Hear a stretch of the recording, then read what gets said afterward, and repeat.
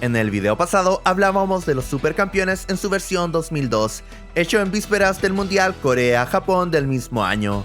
Asimismo, nos quedábamos en cómo la selección juvenil derrotaba a Alemania y lograba ganar el torneo de Francia. Ahora bien, eso no quedaba ahí, porque así como el fútbol, nuestros héroes también tendrían que crecer, por lo que veremos la segunda parte y final. Aunque era tan buena, sin más preámbulos, ¡empecemos!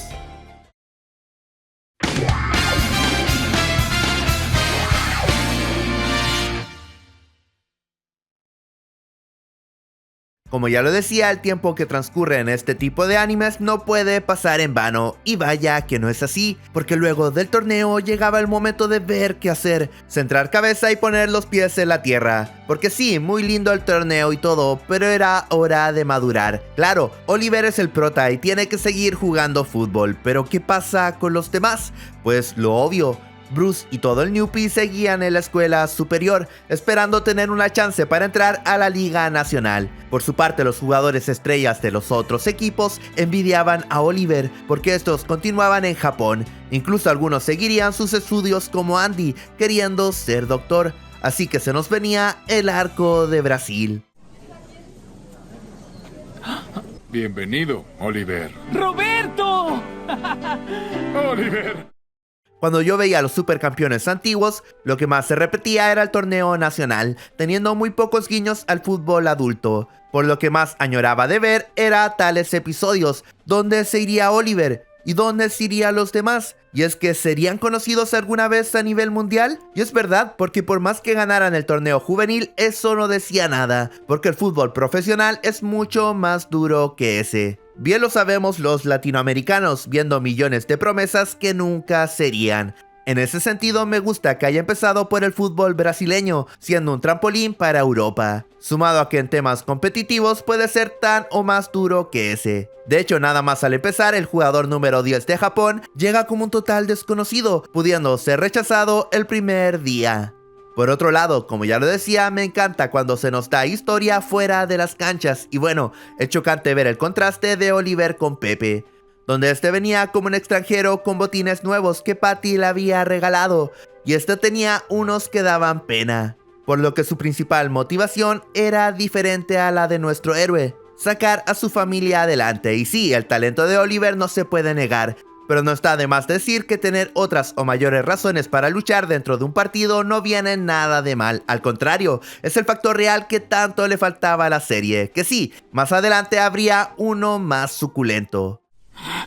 Zapatos nuevos, ¿sí? Un niño rico de Japón. Voy a pasar la prueba en el campo de blancos y a ser un profesional. Es el único camino. Por último, en esta prueba de ingreso me quedo sin duda alguna con Oliver analizando a sus compañeros de campo, a pesar de que todos estuvieran en plan de brillar por sí solos. Después de todo, era tu futuro a costa del otro. Pues para Oliver no, porque era un partido más de fútbol y había que respetar al balón. ¿Viste mis zapatos? Y aposté a que tirarías con el pie izquierdo. ¿Cómo pudo haberse fijado en ese detalle?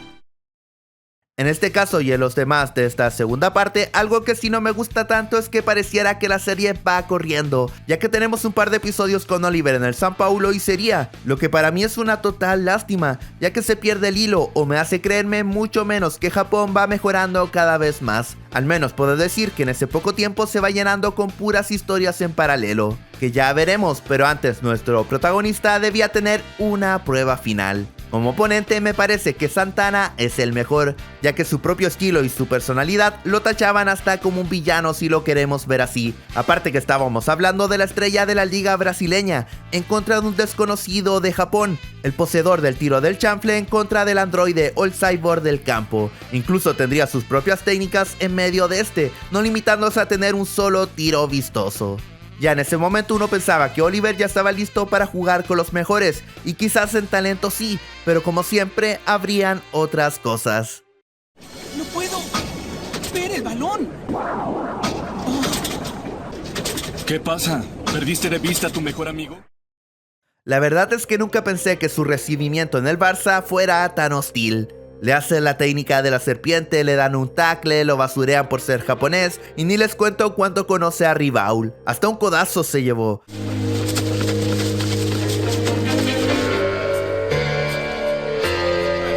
Oliver! ¿Qué le habrá ocurrido a Oliver?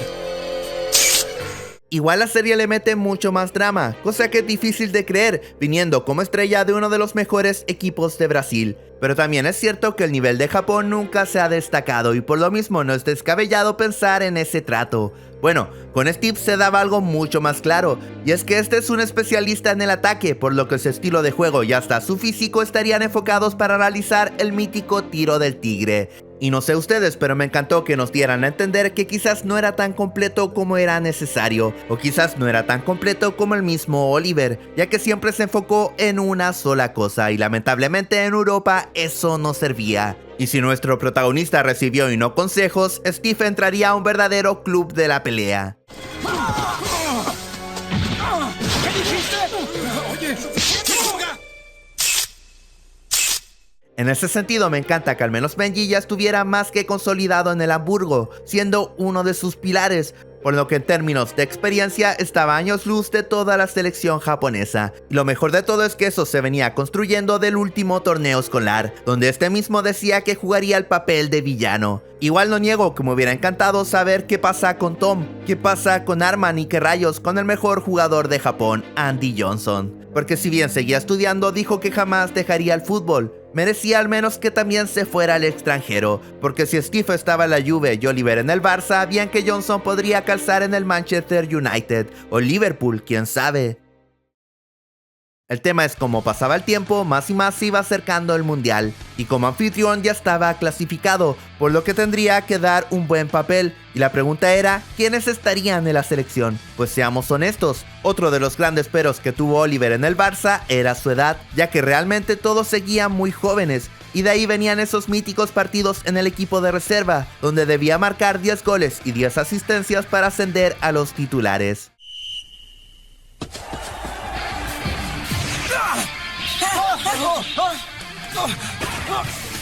¿Y cómo te fue? pues no salió como quise. ¿Que no salió? ¡Cabeza hueca! ¿Pero cómo puedes decir eso si hiciste un doble jack trick? Y 4... Pues en Japón no era diferente, después de todo la selección juvenil no lo era todo. Ya tenían adultos con experiencia, una liga vigente y uno que otro jugador en el extranjero. Pero ¿saben algo? Todo eso se iría a la chucha, ya que los jóvenes tenían otro semblante, ese aire de campeón, y si bien les faltaba bastante, vaya que podían ganar la copa. Por primera vez Japón tenía equipo para hacerlo, así que volvíamos a verlos a todos reunidos. Pero también es verdad que se sentía ese subidón de nivel, y por qué no, también la madurez. Aún así, entre viejos conocidos aparecía alguien extraño. Quiero decir que la introducción de Aoi Shingo es fenomenal y es lo mejor de esta segunda parte, pues como ya lo decía, nuestros héroes no eran los únicos jugadores de Japón, también habían otras historias y bueno, la de él no sería para menos. Acá se aborda el lado feo de apostar todo a que te elija un equipo en el extranjero, porque ¿qué hubiera sido de Oliver si los blancos no lo aceptaban? ¿O qué sería de Steve? Bueno, al menos ellos iban con ciertos recursos, pues este chico no, incluso sería estafado. Y toda esa historia sale a relucir gracias a Richard Tex-Tex, pues al igual que en el torneo anterior, acá continúa la rivalidad o esa añoranza por ganarse el puesto de portero, ya que a diferencia de otras posiciones era mucho más limitado, sumado a que si alguno quería ser titular, tenía que superar a Benji. No, si el equipo estaba re calentito y eso que aún ni jugaban. Uno de los detalles que me encantó es que Aoi había perdido contra el Newpie en su momento, y hasta la fecha Oliver lo recordaba, incluso su número de camiseta y todo. Es que había visto algo en él y no era mentira, porque sus ganas por querer ser el mejor eran las más altas, entrenando el doble, ganándose un puesto en el Inter de Milán y ahora queriendo brillar en la selección. Sigues teniendo muy buenos reflejos, número 12 de Nakahara. ¿Ah? Vamos a jugar rudo. ¡Sí! Y por fin llegaba el partido contra Holanda y debo decir que me gusta que Japón siempre se vea por debajo. Y eso que ellos ni siquiera habían clasificado, pues recordemos todo lo que pasaron Oliver y Steve. Bueno, ahora los demás lo vivían en pleno partido, una barrera enorme que tenían que romper si no querían hacer el ridículo en el mundial. Y si bien me gustó como primer partido real por así decirlo, también me molesta que sea el único, ya que obviamente no todos podían lucirse. Más motivos para odiar el cierre, que ya llegaremos a eso. Aún así, al final logran dar una buena lucha, diciéndole al mundo que les falta, pero que darán un excelente papel. Por cierto, me encantó que Shingo metiera el único tanto de Japón, más que merecido la verdad, corriendo de un extremo a otro. ¡Entra! ¡Sí, lo hace! ¡Es un tiro con chanfle! ¡Hace el tiro y... ¡anota! Ya de vuelta en sus clubes, volvemos a apresurar el reloj, pasando todo muy pero muy rápido. Benji jugando contra Schneider, Oliver subiendo al equipo titular y no tan solo eso, porque también se vería las caras nuevamente frente a Santana. Por su lado, Steve por fin debutaba, y vaya de qué manera, logrando jugar en equipo y demostrando ser el delantero indiscutido de la Juve. Pues si fueron tan fugaces, bien que pudo meterse uno más. ¿Dónde está Tom en el Lyon o Arman en el Múnich? Pero no, porque de lleno saltábamos al Mundial. Y qué partidazo se nos venía, Japón versus Brasil, siendo un equipo que ya conocemos de sobra. Roberto Cediño como DT, Pepe, Santana, Ribaul, que mejor. Incluso yo me creo que no es el partido de inicio, sino una semi o la misma final. Y cuando pensaba que venía lo más épico del anime, también es cuando terminaba. Y es que desde entonces ya no vimos nunca más tal Mundial.